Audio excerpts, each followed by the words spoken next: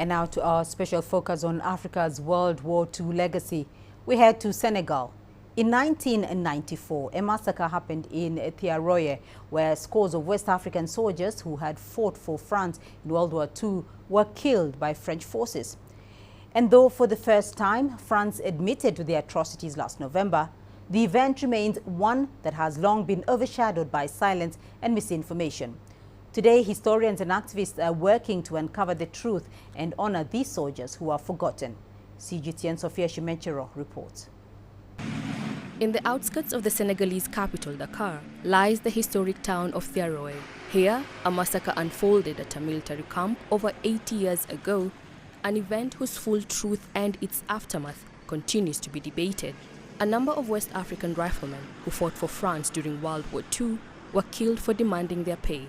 While the French military says around 35 to 75 soldiers were killed, historians dispute this claim, asserting that nearly 400 of them died. The battle to control the narrative has left the heroes without recognition or justice. We personally only had the opportunity to talk about them in class at school when we had evening classes on the First and Second World Wars, the Constitution of Africa, and Senegal through its worthy sons to liberate Europe and France. After that, it was completely forgotten until the advent of the new regime with a surge of Pan-Africanism. A lost loved one deserves to be honored, and this is something that has been forgotten for a very long time. People wanted to erase it from history. President WWII vowed to regain control of the historic narrative on Thiaroye. He asked France to take responsibility and properly investigate the massacre. President Macron officially recognized the 1994 massacre for the first time in November last year.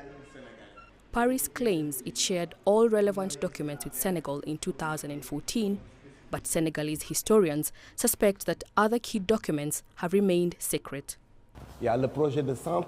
There is a project to create a documentation center. And why a documentation center? Because we don't have much information about these riflemen. We haven't had access to their service records. You know, all the riflemen who were involved in this war were deported. So there are service records. There is information contained in those service records, but it's military information.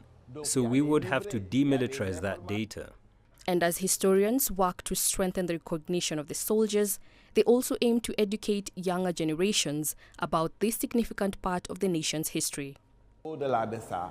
Beyond that, the mayor plans to create a comic book that recounts the past and the journey of these riflemen. Because as young people, this phenomenon had a profound impact on us.